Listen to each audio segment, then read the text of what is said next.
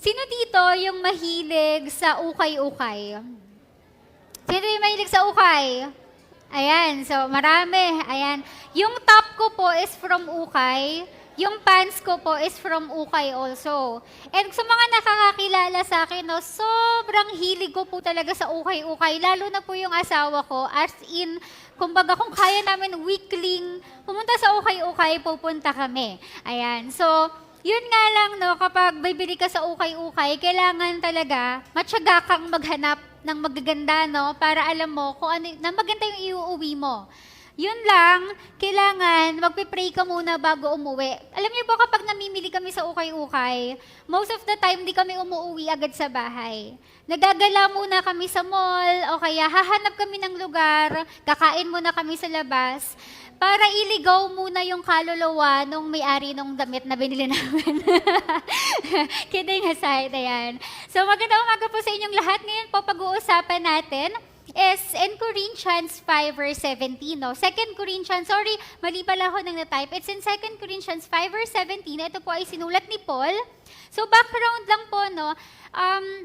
Yung Corinthians po na letter ay isinulat ni Paul sa mga taga-Korinto, which is mga Kristiyano na. Sino dito yung mga Kristiyano na? Ayan, amen. Yan. Sinulat yun ni Paul sa mga Kristiyano na, pero itong mga Christian na to, bumabalik sa dati nilang pamumuhay. Okay? So, nagkakagulo ulit sa church. So, yung 1 Corinthians po ay sinulat ni Paul to remind them, no, kung ano yung dapat nilang gawin as a Christian. And a year after, sumulat ulit si Paul ng 2 Corinthians after 1 year nang sinulat niya yung 1 Corinthians. So, ito na po yung second letter niya. Pero this is not the second letter, no? Kasi kung babasahin natin, may mga hints na hindi lang ito yung letter na sinulat ni Paul. So, yun po yung pag-uusapan natin ngayon. So, sabi dito, therefore, if anyone is in Christ, he is a new creation. The old has passed away. Behold, the new has come. Okay. So, ito pong letter na to sa 2 Corinthians, this is a letter of reconciliation. Kasi nung time na yon, ayaw nila kay Paul. No? Bakit ayaw nila kay Paul? Kasi si Paul daw, mahirap lang. Si Paul daw, hindi magaling magsalita. Si Paul daw, yung physical appearance niya ay hindi masyadong okay. Alam niyo po ba, kapag public speaker ka, or kapag preacher ka, or kapag influencer ka, yung physical appearance niyo napaka-importante. Lagi namin sinasabi yan na it's really important how we take care of ourselves, lalo na kapag haharap tayo sa unahan. Kasi, sa totoo lang po, kailan ko ba sinabi to na parang kahapon nag-youth retreat kami, no? Galing kami ng youth retreat kahapon, tapos nag-uusap-usap kami doon. And then, napag-uusapan namin yung hirap nowadays kung paano mag-share ng Word of God, lalo sa mga kabataan. And then, I realize habang nagkukwentuhan kami, na yung mga kabataan ngayon, two things kung bakit hindi sila nakikinig. Or kailangan meron kang dalawang bagay na to para makinig sila sa'yo or para makinig sila sa word of the Lord. Number one, kailangan meron kang relasyon sa kanila. Kapag wala kang relationship sa kanila, I think this is not just for the youth, no? Even sa mga matatanda, no? Kapag wala kang relasyon sa tao, it's really hard to share the word of the Lord. No, hindi na gaya noon na very effective yung lalapit ka sa mga tao sa labas, uy, alam mo ba, mahal ka ng Lord. O kaya sasakay ka sa bus, magpipreach ka. That is very effective in a season. May season na sobrang effective yun, pero sa panahon ngayon, no, itinuturo na sa mga kabataan sa social media kung paano mo sosoplahin ang mga nagsishare ng Word of God. Talagang talamak na huwag kayong makikinig sa ganito, niloloko lang kayo niyan. Or kapag nag-share ka ng Word of God, basta-basta isipin, baliw ka. Diba? So it's really hard. So kailangan number one, may relationship ka sa kanila. Number two, kailangan may credibility ka. Pag sinabi mong credibility, alam niyo po, napansin ko dati, ang tagal ko pong nag-disciple. 7 years po, nagdi-disciple ako hanggang sa magkapag-asawa na ako. Hanggang ngayon nagdi-disciple ako. And alam niyo po, bago ko mapasunod yung mga disciples ko, talaga naman pong iiyak muna ako. Diba? Marami munang luha, oras, ang gugugulin ko bago ko mapasunod yung mga disciples ko. Pero alam niyo po, nung naging influencer ako, nagtataka ako, hindi naman ako masyadong nag-aalaga sa social media ng mga kabataan, pero simula na naging influencer ako, nagkaroon ako ng amount of following, daming nagpa-follow sa akin ngayon, yung mga kabataan mismo ang lumalapit sa akin. Ate Mika, paano ko po ba makikilala si God? Samantalang nung nagdi-disciple ako, yung mga disciple ko, anong oras uwi mo? Ay, Ate Mika, ano po, gabi pa po. Tapos pag pinuntahan mo sa bahay, tulog lang pala, di ba?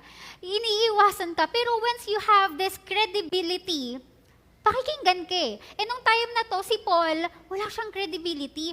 Naghahanap pa nga yung mga Corinth ng ano sa kanya eh. Meron ka bang recommendation letter para ma-prove mo na kailangan ka namin pakinggan or na preacher ka talaga? Ganon. So, ang hirap mag-share ng Word of God. And nire-remind lang naman ni Paul during the 2 Corinthians, no, kung bakit kailangan makinig nila kay Paul and sa word ng Lord. Pero, hindi po yun ang pag-uusapan natin ngayon. Ang pag-uusapan natin ngayon is the latter part no, sa 2 Corinthians 5 verse 17, kung saan sinabi ni Paul to sa mga Corinthians. Sabi dito, therefore, if anyone is in Christ, he is a new creation, the old has passed away, behold, the new has come. Kino-convince ni Pablo yung mga Korinto na makinig sa kanya. You listen to me because I know what I am saying. You listen to me dahil na-experience ko si God. Yun yung ginagawa ni Paul during the 2 Corinthians. And kapag po nagbabasa tayo ng Bible, kapag pakinggan nyo, basahin nyo nga po sabay-sabay yung naka-bold na letters, na word. Therefore. Once po na merong binanggit na therefore, ibig sabihin, conclusion yan. Ibig sabihin, kaya yan sinasabi, ano siya, kumbaga, meron kang dapat, yan na yung dapat mong gawin dun sa una niyang sinabi. So kapag nabasa niyo yan sa Bible, pag merong therefore, ibig sabihin may conclusion na siya, basahin niyo po kung ano yung bago niya yan sinabi. From His cross to my calling, Jesus died for me, so I live for Him. Ito po yung pag-uusapan natin ngayon. So, in 2 Corinthians, naging 1 Corinthians lahat ng sulat ko. Antok na kasi ako kagabi. Anyways, sige next slide, Kuya Earl. Ayan, ito po yung pinag-uusapan bago sinabi yung word kanina. Sabi dito, in 2 Corinthians 5 verse 14, He died for all, that those who live should no longer live for themselves, but for Him, who died for them and was raised again. Sino po yung tinutukoy dito? Sino tinutukoy dito? He died for all, that those who live should no longer live for themselves, but for Him. Sino po yung Him? Jesus. Okay. So, sinasabi ni Paul that Jesus died for you. Jesus died for us. No? Pero mayroong kasunod. We should no longer live for ourselves, but for Him. Alam niyo po, maraming Kristiyano, nakakalungkot kasi maraming Kristiyano umaattend sa church. Maraming Kristiyano ang nagsisimba. Pero wala na talagang impact ang word of the Lord sa kanila. Totoo ba yon? It happens, no?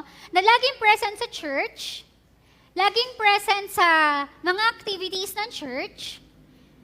Okay? Ang galing magsalita ng word of God pag kinausap mo, pero pag tinignan mo yung buhay, walang pagbabago. Tama po ba? Tama. And it really happens. Nangyayari po talaga na minsan ang church nagiging routine na lang. No? Sabi nga, yung mga Kristiyanong tagabasag na lang ng upuan sa simbahan. Buti na lang wala nandito, no? Wala nang nababasag na upuan dito. Okay? So mga Christians, no, it can happen, no? And sometimes, kahit sa sarili natin nangyayari. Alam niyo po ba ako, nung isang araw lang, kahapon po nag-youth retreat kami. Kung titignan niyo, okay na okay ako ngayon. Kahapon na okay din ako. Galing po kami sa youth retreat sa Pansol, Laguna, no, yung mga kabataan kasama ko po. Pero alam niyo po ba, nung isang araw lang, nagkaroon po ako ng anxiety attack. But I look okay. Sa social media, okay ako. Dami naming mga problem ngayon. Ako, personally, no, lalo na sa trabaho, dumating sa time na nagkaka-problem na ako sa trabaho, hindi na ako masaya. Pero alam mo yung feeling na hindi ka na masaya sa trabaho mo, gustong-gusto mo lang mag-resign, pero hindi pwede. Lalo sa mga nanay, di ba? Yung parang pagod na ako. Pero ang dami kong pakakainin. Ang mahal ng tuition. Sa mga tatay, di ba? Minsan pagod na pagod ka ng mag-work, pero hindi pwede. Kailangan mong kumayod eh. Kailangan mong magtrabaho. Kami ng asawa ko, alam niyo po, sobrang sipag naming dalawa. Mula pag-gising namin hanggang matulog kami, nagtatrabaho po kami.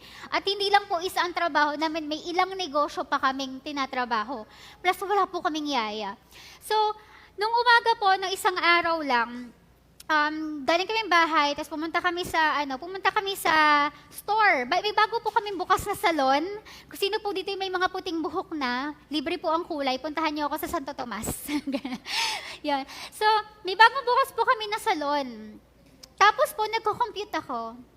Yan, compute, expenses, tapos Alam niyo po ba, 2 months pa lang kami. Nung kaming mag-asawa nagko-compute kami, sabi namin, Lord, kahit ma-break even lang. Kasi totoo naman, sa negosyo, hindi naman agad kikita agad, di ba? Meron yung mga ilang months na magpapakilala ka pa. Lord, kahit ma-break even lang namin. First month, God's grace na break even namin. Kailang wala kaming kinita, pero pagod. Pero okay lang, kasi 1 month pa lang naman eh. Pagdating po namin ng second month, alam niyo po, yung kinita namin ng first month, na times 3. Nag-times 3, praise God. Pero nagko-compute ako ng expenses. Sabi ko, Lord, bakit ganun? Parang ang onti lang yung kinita pa rin namin. Kasi nagdadagdag din po kami ng expenses. 3 po kasi yung tao namin, employee namin. Plus ang mahal po ng renta namin. And ako po, as a pastor, as a youth pastor, alam niyo po ba, feeling ko nga minsan yung asawa ko, nadi-disappoint na sa akin. Feeling ko minsan parang, kasi alam niyo po, nung dalaga pa ako, idealist ako sa buhay. Sabi ko nga, 26 years old, milyonarya na dapat ako. At the age of ganito, dapat may ganito na ako. Kung kilala niyo po ako, napakataas po ng pangarap ko at ang taas po ng pananampalataya ko. Pero alam niyo, habang tumatagal, nare-realize ko yung buhay, hindi pala ganun kadali. Na kahit pala graduate ka, tapos ka na pag-aaral, sa tutorian ka, achiever ka, dami mong talents, kahit pala anong gawin mong kayod, no? Kung hindi mo oras, minsan hindi mo oras. No? Parang ang hirap pa rin pala ng buhay. No? Sinasampal ako ng realidad. And dumating po ako sa punto ngayon, kaming mag-asawa, kasi alam niyo po, meron kami ngayong goal. Ang goal namin ngayon, hindi na sasakay sa barko yung asawa ko. No? He is a seafarer sa mga hindi po nakakakilala. And ang goal namin, ayaw na po namin ng LDR, ayaw po namin na magkakahiwalay kami. So, we want to fight for our marriage, for our family, na Lord, hindi ito yung design mo sa pamilya. Ang pamilya dapat binubuo. Mahirap po yung gawin. Alam niyo po kung bakit? Laki po ng sahod ng asawa ko. Pero kailangan po namin yung bitawan. Kailangan po namin magtiis. Kailangan po namin ngayon magpakapagod ulit, mag-start from zero to honor the Lord. And ang hirap po, kasi hindi namin alam kung paano. Hindi namin alam kung paano namin magagawa na kahit wala siya sa barko, makakaya namin. Kasi nagsisimula kami nagsa-start kami ng bagong negosyo. So, ang hirap po talaga. Pero, naniniwala po ako na ito pong ginapagawa sa amin ng Lord, ito yung gusto niya. This is the will of the Lord for us. Kaya tinatapangan namin. Kaya lang minsan pala, kahit naniniwala ka sa Lord, kapag dumadating ka sa mga pagsubok talagang makakalimutan mo So, ang nangyayari po, ilang months na worried ako. And that's not usual for Micah. Si Ate Mika, lagi yan makikita mo na ako nga po, bumagsak ako ng board exam, sabi sa akin ng kaklase ko, naku, bagsak tayo ng board exam. Sabi ko, okay lang yun, may plano si Lord. Sabi sa akin ng kaklase ko, alam mo, problema sa'yo, kaya walang nagko-comfort sa'yo, kina-comfort mo lagi yung sarili mo. Masyado kang ideal sa buhay. Hindi ko yun naiintindihan noon until nararanasan ko yung reality ng buhay ngayon. So, nawawala na sa akin yung pagiging bata. Sabi ko nga, nung bata pa ako, feeling ko lahat kaya kong gawin. Pero ngayong matanda na ako, yung reality ng buhay sasampal talaga sa'yo na life is not easy. Kailangan mo talagang magsumikap. Kailangan mo talagang mapagod. Life is not easy. Okay? So, alam niyo po kung ano nangyari sa akin? I had an anxiety attack. Nasa CR po ako. Naka-feel po ako ng bigla akong nanigas. Tas nanigas po yung kamay ko, hanggang sa nanigas yung paa ko, hanggang sa nanigas yung mukha ko. Tas yung kamay ko nakaganon, tas hindi ko na po nagagalaw. Tapos pinilit ko na lang pong lumabas sa CR kasi nakahubad ako, maliligo sana ako, nakahubad ako. Tapos nahiya naman po akong tawagin yung asawa ko at sabunan ako, di ba? So, tinawag ko siya, pinilit ko magtualya. Siyempre, kahit mag-asawa na, kailangan pa-bebe pa rin tayo, di ba? Pinilit ko magtualya, at tinawag ko siya, love, hindi ako makagalaw. So, pumunta ako ng kwarto, humiga ako doon, tapos talaga pong naninigas ako. At yung nararamdaman ko po, hindi na ako makahinga, sakit na ng ulo ko, yung katawan ko, hindi ko na po talaga magalaw, tapos sobrang sakit po ng kamay at ng paa ko. Alam niyo po, pakiramdam ko mawawala ako ng araw na yon. Talagang yung feeling ko po, kala ko na-stroke ako. Sabi ko nga sa kanya, love, tignan mo nga kung nahi-heat stroke ba ako. Kasi mainit po nun eh. Nahi-heat stroke ba ako? Ano ba yung symptoms ng stroke? And this is my first time. And low blood pa ako. So hindi ko alam talaga kung ano nangyari sa akin. And then yung asawa ko, sabi niya, ay, nerve damage lang yan. chill, nerve damage daw. Sabi ko, alam mo ba yung nerve damage, mas mahirap pa yun, baka malumpo ako. Sabi ko gano'n. Pero by God's grace, naging okay ako. Bakit ko ito kinakwento? Kasi gusto ko po sabihin sa inyo na minsan kahit Kristiyano ka na, nakakalimutan mo pa rin talaga kung ano yung dapat nating gawin. That sometimes, kahit inaaral mo na, kami na nagtuturo na ng Word of God, kapag dumadating po kami sa mabigat na problema at mabigat na pagsubok, kailangan pa rin namin na marinig ang salita ng Diyos. We needed someone to remind us na hindi kaya ng Lord yan. Mapagtatagumpayan ng Lord yan. And so ngayon sinasabi ni Paul, no, He died for you. Itong mga Corinthians na to, alam na nila yun. Itong word na to, sabi ko nga, pag-uusapan natin yung resurrection, pag-uusapan natin that Jesus died for us. But honestly, ang hirap na po niyang i-preach. Bakit? Siguro po, more than 100 times niyo na siyang narinig. And parang sabi ko nga, as a preacher, paano ko siya i-share sa inyo na merong, alam mo yun, na mag-i-impact ulit sa atin? No? Paano natin siya maririnig na parang, it's like the first time? Kasi kung paulit-ulit na nating naririnig, sa totoo lang namamanhid na eh. Tama? Pag sinabing, God will bless you, tas di mo nakikita yung blessing, namamanhid ka na eh. Nawawala na yung, oo nga si Lord, bibibless tayo. Ang hirap na pong pakinggan, lalo na kapag yung puso ng tao sumasarado na, tumitigas na. Okay? And it happens, no? Struggle po siya ng maraming Kristiyano ngayon. Sa totoo lang po, mas masarap pang mag-share ng Word of God sa mga taong first time makakarinig na mahal sila ng Diyos kaysa sa mga taong 100 times nang narinig na mahal sila ng Diyos pero hindi pa rin pinipiling lumakad sa plano ng Diyos. So ngayon sinasabi ni Paul, Jesus died for you. It may sound cliche, paulit-ulit man namin itong sasabihin, but paulit-ulit din namin i-remind sa'yo that you are bought with a price. Na ang buhay natin minsan parang ukay-ukay. Akala mo wala ka ng value? Gamit ka na? Laspag ka na? Madumi ka na? Sira-sira ka na? Pero mo, para at buhay nating mga Kristiyano, para tayong branded na ukay, na kahit may mancha, mahal pa ring binili ng Diyos. He bought us with a great price, at hindi lang basta presyo. He bought us with His own life. Because He didn't want heaven without you. Pwede naman napabayaan lang tayo, but He bought that. He saw your value, no? Alam mo, kapag nasa ukay-ukay, kapag nakita mong branded, kahit medyo may problema, bibilihin mo eh. Kasi ganun po tayo nakikita ng Lord, no? Yung value mo, napakalaki sa mga mata niya, kahit yung value natin sa paningin natin, sobrang baba na. And ngayon, niremind niya nung during his first letter sa 1 Corinthians, niremind niya to, sinabi niya to, gusto ko lang i-quote, no? Sabi dito in 1 Corinthians 15:55, O death, where is your victory? O death, where is your sting? Of death, the sting of death is sin, and the power of sin is the law. But thanks to be God who gives us the victory through Jesus Christ our Lord. Basahin nga po natin once again. Come on, gusto ko yung yung tono na kiniklaim nyo that Jesus had victory. And He has the victory in your life. Come on, ready? 5, 6, 7, go! O death, where is your sting?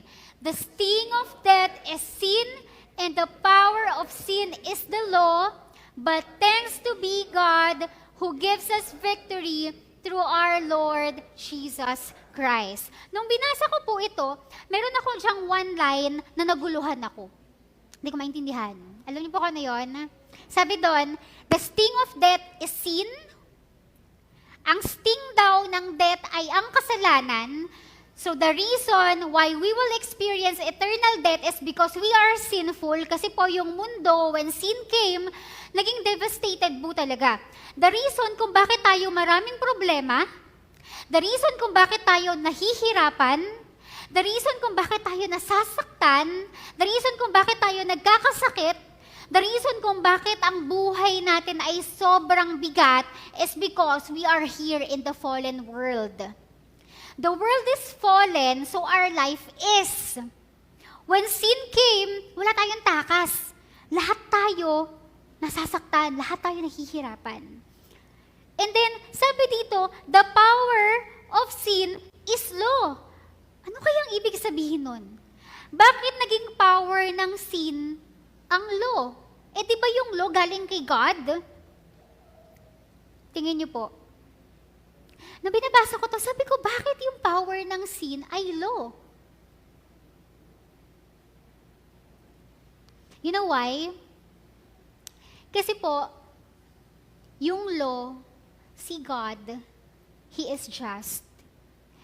And meron po talagang katapat na kaparusahan ng kasalanan. Sabi nga in Romans, no?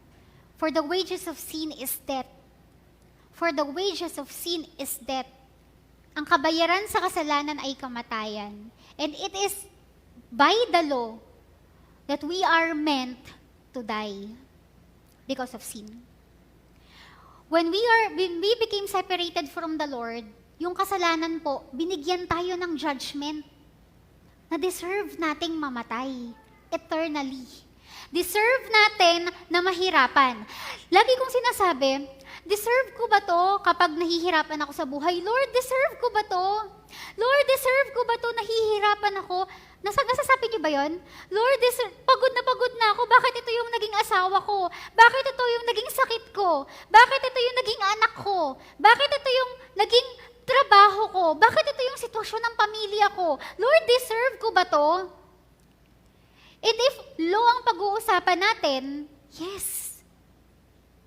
Everything that we are experiencing right now, the pain that we are experiencing right now, deserve natin yun. Ang mundo kasi lagi sa ating sinasabi na ang deserve lang natin ay milk tea. Diba? Deserve mo yan. Mag-pamper ka naman, tagal mong nagpakapagod. Deserve mo yan, mag-travel ka naman. Ay, deserve ko to, mag-check out ako sa Shopee. Pero alam niyo po kung anong deserve natin? We deserve punishment. We deserve pain. Kasi sin entered the world and we became so sinful that is what we deserve. Pero alam niyo, sabi ng Lord, that is not how I created you. Even though you are sinful, your worth is greater than how you see yourself. Na kahit deserve nating mamatay, He went from heavens to earth and gave His life for us. Hindi nagpatalo ang Diyos sa kasalanan, even though we deserve it. Kung tutuusin, this salvation that we have, hindi natin to deserve. This privilege that I have right now, standing in front of you, sa lahat ng kasalanang pinagdaanan ko, hindi ko po to deserve. The fact that God is reaching out to us again and again and again, yun po ang hindi natin deserve. Pero ibinibigay niya yun sa atin unconditionally. Grabe, no? And now we are experiencing victory. Si Jesus, hindi lang siya namatay. He didn't just die. He rose again. And now we have victory. Ngayon, pag-uusapan natin, paano nga ba natin mararanasan yung victory na yon? In 2 Corinthians 5:21, sabi nga, for our sake, He made Him to be sin. Jesus became sin, who knew no sin, na walang kasalanan, naging kasalanan, no? He took all the sin that we deserve. He took all the sin, He took all the punishment na dapat tayo ang tumanggap, so that in Him, we may become the righteousness of God. Bakit ko to sinasabi?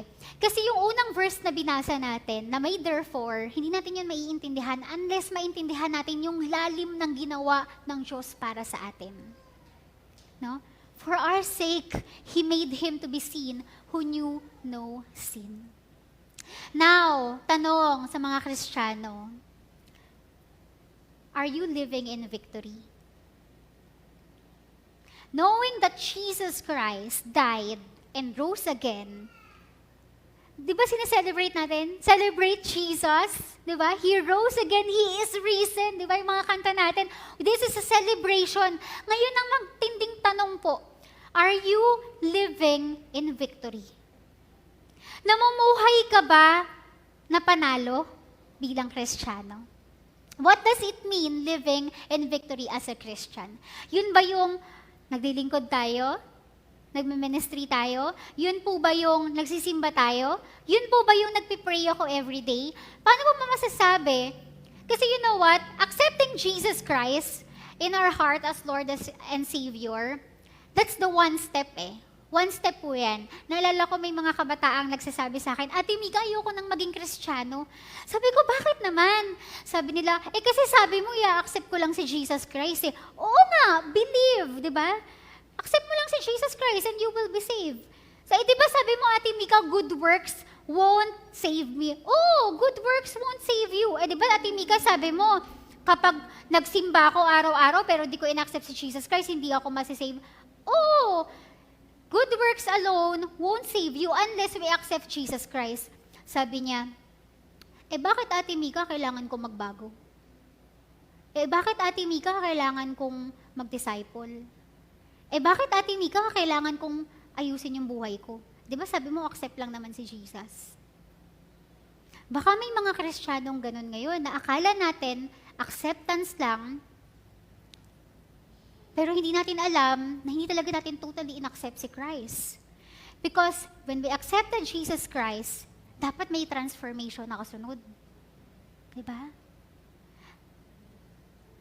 Kaya sinasabi dito ni Paul, in yung verse natin kanina, 2 Corinthians 5 verse 17, no? Therefore, Christ died for you, si Jesus namatay para sa'yo kahit hindi mo deserve.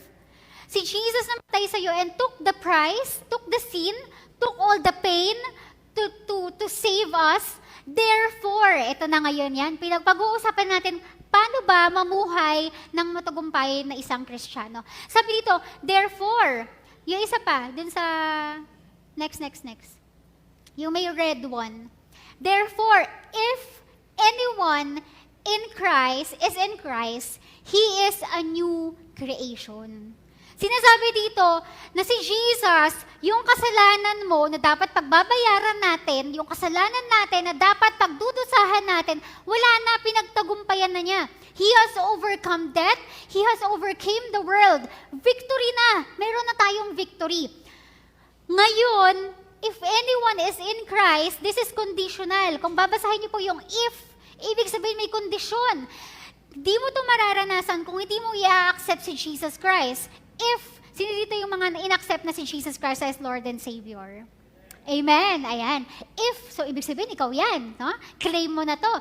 Alam niyo po yung anak ko, ewan ko, sobrang bait po nung anak ko. She is 2 years old, no? Kaming mag-asawa, kanda hirap kakakayod. Kasi marami kaming pangarap. Gusto ko yung kantang, lagi kong kinakanta. Wala lang ako sa tono. Ano yung Glenn? Ibigay ko ang... Kantahin mo, Glenn. Yung ibibigay ko ang lahat, kahit na pati ang iyong pangarap. Nung naririnig ko, pasensya na, hindi talaga ako magaling kumanta no? Dramatic sana kung maganda boses ko no? Yung kantang yun, parang kapag nanay ka, it hits you hard kapag magulang ka, na habang sa TikTok, pag nakita mo yun, no, yung bata tumatakbo, ang saya-saya, ibibigay ko ang lahat kahit na yung pangarap mo. Na, yung sarili namin mag-asawa, kinakalimutan namin ngayon kasi mayroon kaming pangarap kay Sela. No? Ganun yung pagmamahal ng isang magulang. Tapos yung anak ko po, ang dami namin binibigay sa kanya. Bawa, kakain kami sa labas, bibilahan namin siya ng masarap na pagkain. Tapos alam niyo po si Sela, gaganon siya sa amin. Pag may food na sa harap niya, sasabihin niya sa amin, nakatingin lang po yun, hindi na nahahawakan ng pagkain. Kailangan ko pang sabihin, it's okay, you can eat that. Bago niya yun kakainin. Tapos po, kapag pupunta kami sa Kidsuna, di ba may mga laruan. Yung ibang bata, tatakbo na agad. Naalala ko, nasa Kidsuna kami, no? Dinala namin sa Kidsuna si Sela. Mas nag-enjoy po yung tatay. Yung tatay yung naglaro. Nakikipag-agawan pa po ng laruan sa mga bata. Hindi, joke lang. Pero naglaro kami sa Kidsuna, kaming tatlo. Pagpasok ng anak ko, yung ibang bata nagtatakbuhan na. Pagpasok ng anak ko, sabi niya, ganun lang siya. Tapos sabi ko sa kanya, it's okay anak, you can play. You can play. Yung anak ko po, hindi niya naiintindihan na ginagawa namin yun para sa kanya. So ano yung gusto ko pong sabihin? Minsan po tayong mga Kristiyano, may ibinibigay na sa atin ng Lord. Binibless na tayo ng Lord. Yung victory, inilalatag na sa atin ng Lord. Yung forgiveness, inilalatag na sa atin ng Lord. Pero minsan para tayong si Sela. Nandyan na, pero parang,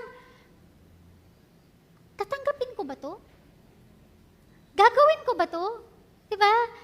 Hindi natin naiintindihan na we need to claim it. Kaya na nating i-claim to. May victory na in our hands. Kaya lang, minsan, namumuhay tayo in defeat. Sometimes, Christians choose to live in defeat. No? Pero anong sabi dito? Therefore, if anyone is in Christ, when you accepted Jesus Christ, He is a new creation. Kumbaga sa ukay-ukay, nung nakita ka ni Jesus, kinuha ka niya, hindi ka lang niya nilabhan, hindi ka lang niya nilagyan ng sunrocks, hindi ka lang niya pinabanguhan, He made you new. Binago niya, hindi lang niya pinagpagan yung dumi mo. Hindi lang niya pinunasan yung dumi mo. Binago niya tayo. He made us brand new. Bagong tao na tayo. We are, hindi na ako yung Micah na makasalanan noon when I accepted Jesus Christ. Ang tanong, nilalakaran mo ba? Nilalakaran mo ba? Nung binago ka na ng Diyos, nilakaran mo ba? Binigay na ni Diyos ng Lord yung forgiveness, ito na. Yung reconciliation, ito na. Yung redemption, ito na. Ang tanong, tinatanggap mo ba? Diba? And sabi dito, for we live by faith and not by sight. Kasi kapag po natintindihan natin, kung ano yung binibigay sa atin ng Diyos, kung maiintindihan lang natin, gaano tayo ka-privilege na mahalin ng Diyos kahit hindi tayo karapat-dapat. Naniniwala ako, kahit anong pagsubok sa buhay, mananatili kang nakatayo eh. Sabi nga in 1 Corinthians 5 verse 7, for we live by faith and not by sight. We are confident.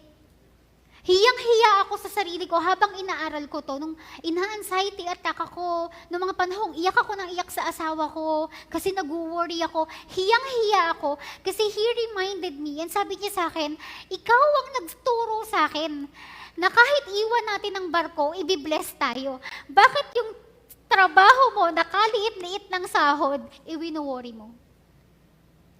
That sometimes, ang galing natin magsalita, na mahal ka ng Diyos, ibibless ka ng Lord, pero sa sarili natin, hindi natin na-apply.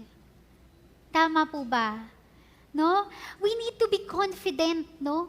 We need to be confident na kahit mawala lahat ng pinangahawakan natin, as long as we have the Lord, we have everything that we need. And this is what living in the kingdom of God, this is what living in victory means like. Sabi in 1 Corinthians 5, the old has passed away. The old has passed away, behold, the new has come. When we accepted Jesus Christ as our Lord and Savior, kapag naintindihan mo yung depth ng ginawa sa'yo ng Lord dun sa krus ng Kalbaryo, He will make you a brand new creation. We will be born again. Ibig sabihin, lahat ng kasalanan, lahat ng nagawa mo, gaano man kabigat yan, binura na yan ng Diyos sa'yo. Ngayon, mayroon tayong kailangan gawin. Most of the time kasi, sabi nila, ang mga Kristiyano daw scammer. Sasabihin lang, i-accept mo lang si Jesus Christ, okay na. Pero pagdating mo sa church, biglang kailangan mo mag-disciple, kailangan mo mag-serve, kailangan mo talikuran yung mga vices mo, kailangan mo... Pero kasi ito po yun eh. When God made you brand new, tinanggal ka na ng Lord sa putikan, huwag ka nang bumalik sa putikan. Tinanggal ka na ng Lord sa kasalanan, huwag mo nang balikan ang kasalanan. Binago na ng Lord ang buhay mo, huwag mo nang balikan yung fallen world na pinanghahawakan mo. Because everything in this world is temporary, but God wants to give us eternal blessing, which is salvation. Alam niyo, nakakalungkot po kapag nakakarinig ako sa mga kabataan na parang yung word of the Lord wala nang impact sa kanila. Lalo na sa mga kabataan na ang tagal na sa church, lumaki sa simbahan, pero hindi na nila naiintindihan kung ano yung privilege na meron tayo ngayon. Nakakalungkot makarinig ng mga ganong storya, no? Na nagiging manhid na. So ngayon ano yung kailangan natin gawin? Sabi dito, the old has passed away. Alam niyo po yung passed away, kung babasahin niyo yan, ano na po yan? Past na po. Ibig sabihin, putol na.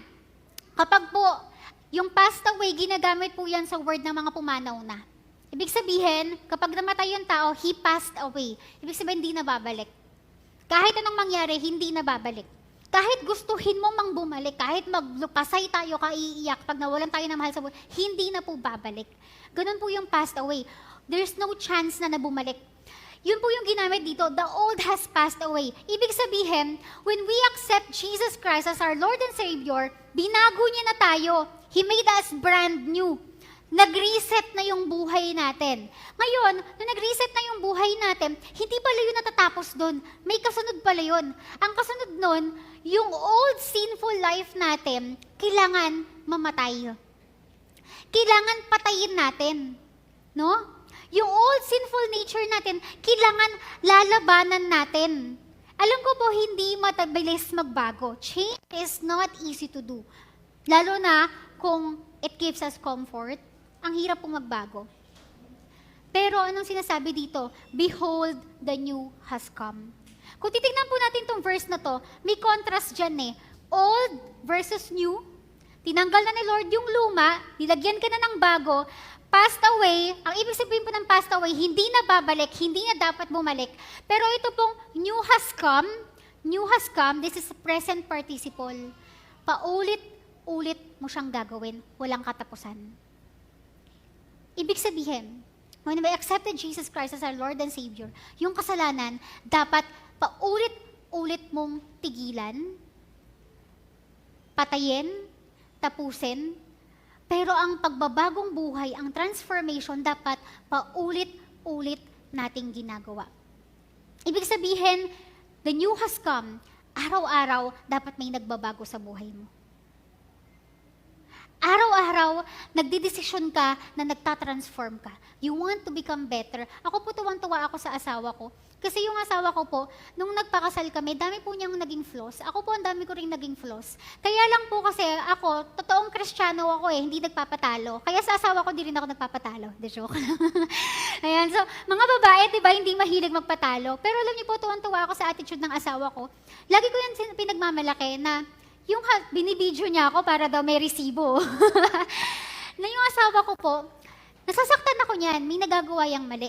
Pero, hindi po kami nagkakaroon ng isang problema na paulit-ulit niyang ginagawa. Diyan po ako proud na proud dyan. Na hindi siya perfect, pero once na may pinag-awayan kami at naiintindihan niya yun, hindi niya po inuulitin.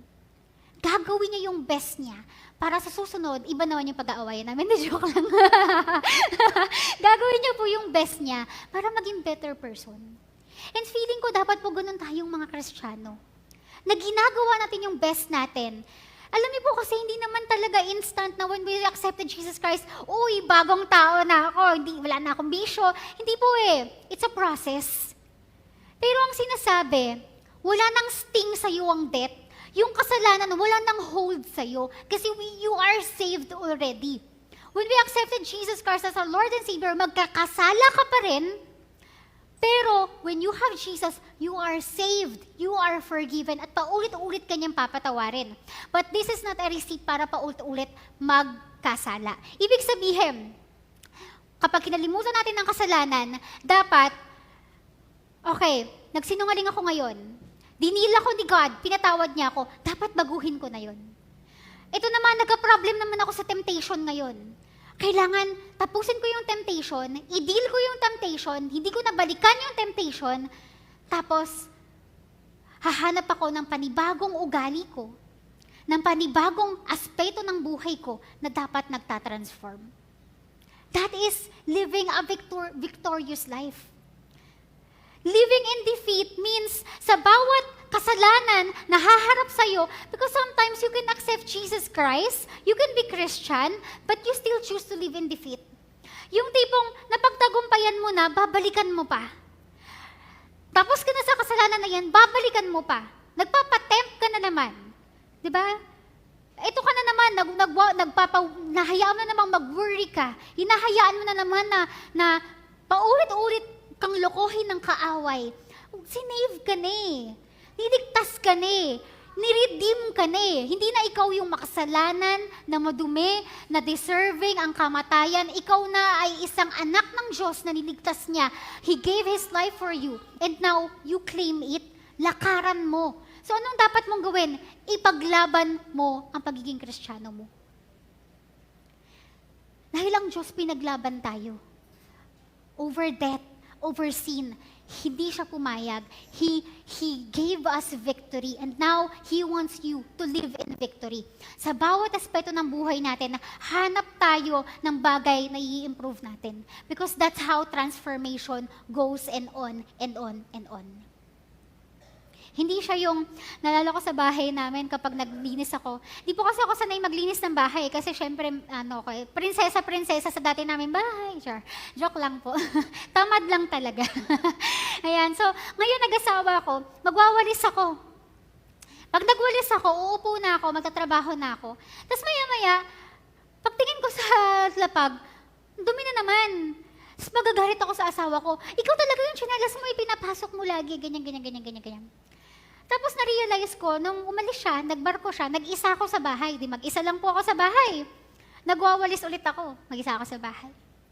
Trabaho ako, mamayang tanghali, pagtingin ko sa lapag, madumi na naman.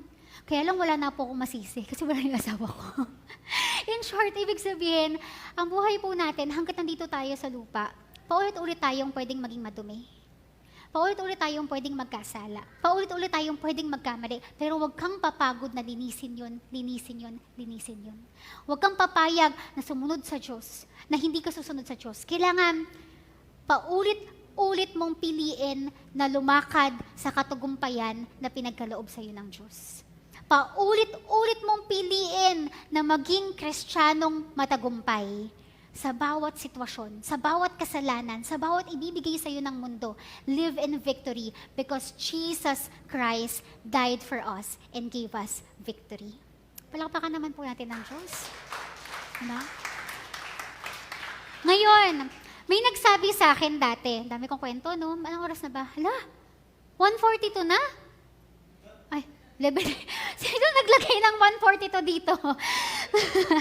Ngayon, dito po ako magtatapos. May nagsabi sa akin, hindi ko na lang po sasabihin ko sino, kasi chismis yun eh. Totoo po ito, sabi sa akin. Alam mo, mas okay pa nga yung mga hindi Kristiyano, mas mababait. Dito na lang ako magpapaligaw. Sabi sa akin. Sabi ko, hindi ako makaribat. Kasi totoo minsan eh, diba? Kasi po, diba? Minsan kahit Kristiyano, hanggat hindi niyan pinipili na mamuhay sa plano at presensya ng Diyos, paulit-ulit yan eh. Paulit-ulit yan magkakasala pa rin. Transformation po ang key. Kailangan nagpapatransform, kailangan nag-humble down. Pero alam mo, sabi ko po dito sa taong to, oo nga, May mga hindi Kristiyano na mas mabait sa mga Kristiyano, totoo yun. Pero alam niyo po, ang pagsunod sa Diyos, hindi lang yung hindi paggawa ng masama. Kaya nga sabi kanina, the old has passed away, the new has come. Dalawa. Ibig sabihin, may hindi ka dapat gawin, hindi ka na dapat magkasala, pero may bago kang dapat gawin. The new has come. Ano ibig sabihin ng new? Yung new is sumunod sa Diyos. Ibig sabihin yung new, ibig sabihin kahit pala hindi natin ginagawa yung mali, pero hindi natin ginagawa yung tama, hindi pa rin tayo nagiging Kristiyanong matagumpay. Ibig sabihin pala, kung mabait ako pero hindi ako naglilingkod sa Diyos, hindi ako nag-share ng Word of God, hindi ako nagpapatransform sa Lord, ibig sabihin, hindi pa rin ako namumuhay ng isang matagumpay na Kristiyano. May hindi ka dapat gawin, may kailangan kang bitawan, pero may kailangan din tayong gawin. Therefore, sabi dito, we are ambassadors for Christ. God, making His appeal through us, we implore on you, on behalf, be reconciled to God. We are ambassadors of Christ. Ito na naman si therefore. Sinabi ni Pablo kanina, si Jesus namatay para sa'yo. Hindi mo yan deserve, pero ginawa niya. Ngayon, therefore, kapag tinanggap mo siya, bagong tao ka na. Ito yung hindi mo dapat gawin, at ito yung dapat mong gawin. Ngayon, ano yung dapat mong gawin? Therefore, ito na naman, we are ambassadors for Christ. Kapag Kristiyano ka, you are ambassador of God. Lahat ng gawin mo sa loob o sa labas ng simbahan, pangalan ng Diyos ang nakataya. Pangalan ng Diyos ang nakikita. Sa loob at sa labas ng simbahan. Because when we accepted Jesus Christ as our Lord and Savior, nakalagay na sa ulo natin yung pangalan ni Jesus. Anak ako ng Diyos. Kaya nga usong-uso yung anak ka pa naman ng pastor, na, lalo na ng unang panahon, pag nagkasala, yung isang nakagawa na nakakahiya yung isang bagay, ay, yung anak ni ano, laging yung anak ni ano. So ngayon gusto ko pong i-remind tayo, anak tayo ng Diyos. When we accepted Jesus Christ as our Lord and Savior, anak tayo ng Diyos. We are ambassadors of Christ. So whatever we do and not do, we are ambassadors of Christ. Pangalan ni Jesus ang nakataya. And this is what I want you to do. Christ died so we can live a victorious life. Ang gusto ng Lord, maging tipo ka ng Kristiyano na kahit anong mangyari, nakikita ng mga tao na hindi ka pa nagsasalita, nagtatagumpay ka na. Yung buhay mo, kahit maraming problema, nakikita ng mga taong nagtatagumpay ka. Yung buhay mo, alam nila na nakasala ka noon, pero nakita nila ngayon, nagtatagumpay ka. Lakaran mo ang tagumpay na ibinigay sa'yo ng Diyos. Can we all stand?